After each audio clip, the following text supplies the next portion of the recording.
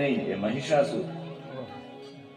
અને એનાથી આગળ જે રંભ નામનો દૈત્ય હતો, રડતી રડતી જયારે સતી થવા તૈયાર થઈને અંદર ઘૂસી ત્યારે એના પતિને ચોટી અને મધ્ય ભાગમાંથી મહાબળવાન મહિષાસુર ઉત્પન્ન થયો અને રંભના શરીરમાંથી રક્ત પડવા માંડ્યું. રંભના શરીરમાંથી રક્તબીજ ઉત્પન્ન થયું.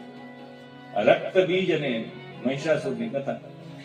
આપણે એમ થાય કે પાડા સાથે આ જયારે તમે ગર્ભાધાન કરવા જાઓ ત્યારે કેવા વિચારથી ગર્ભાધાન કરો, સંતાન એવું થાય.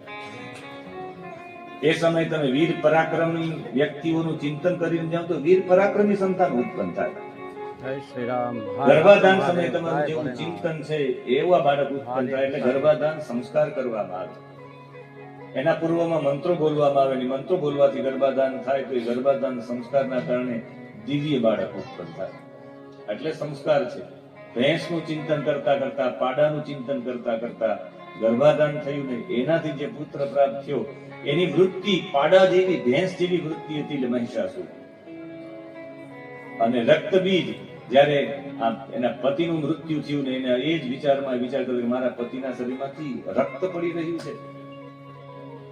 અને એ રક્ત પડી રહ્યું, રક્તના વિચારોથી ઉત્પન્ન થયું. એટલે એના રક્તોમાં, એના રક્તની અંદર જેટલું બધું રેતસ હતું, રક્તમાંથી રેતસ બનવાની પ્રક્રિયા બહુ મોટી છે, પણ આના તો રક્ત જ એવું બધું હતું કે એમાંથી ઘણા બધા રેતસ ઉત્પન્ન થાય, અનેક સંતાનો ઉત્પન્ન થાય.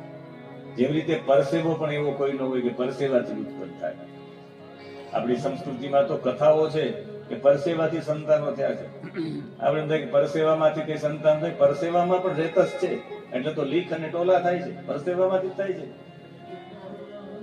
મૂળ વાત છે જેવું ચિંતન કર્યું એવા સંતાન પ્રાપ્ત થયા. રક્ત બીજ અને મહિષાસુર. મહિષાસુરને તો આ બધું વરદાન હતું, એટલે એટલો શક્તિશાળી હતો.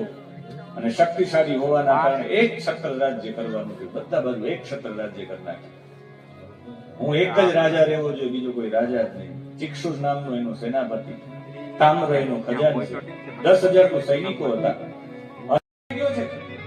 સર્પ જેવા તીક્ષ્ણ બાણથી બિડાલને માર્યો છે.